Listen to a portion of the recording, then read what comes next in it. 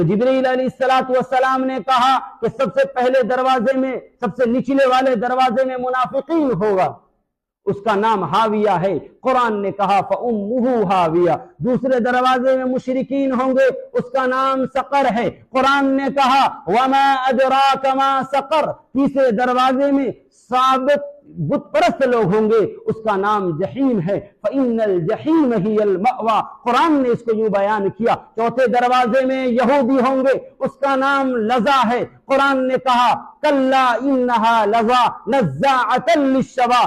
پانچویں دروازے میں عیسائی ہوں گے، چھٹے دروازے میں عیسائی ہوں گے، اس کا نام سعیر ہے۔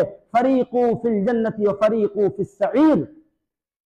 6 دروازوں کا نام گنوانے کے بعد حضرت جبرائیل علیہ السلام خاموش ہو جاتے ہیں۔ نبی علیہ السلام کہتے ہیں اے جبرائیل کیا ہوا، رک کیوں گئے؟ 7ویں دروازے کے بارے میں بتاؤ کہ 7ویں دروازے میں کون لوگ ہوں گے؟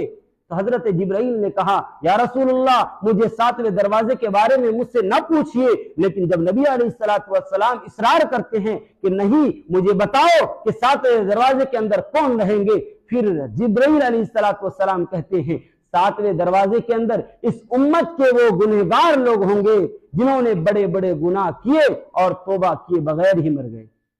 اللہ تبارک و تعالی ہم سب کو معاف فرمائے، ہمارے گناہوں کو معاف فرمائے۔ جتنی باتیں اللہ تبارک و کہی ہے اللہ رب العزت اس پر عمل کرنے کی توفیق نصیب فرمائے۔ میرے عزیز دوستو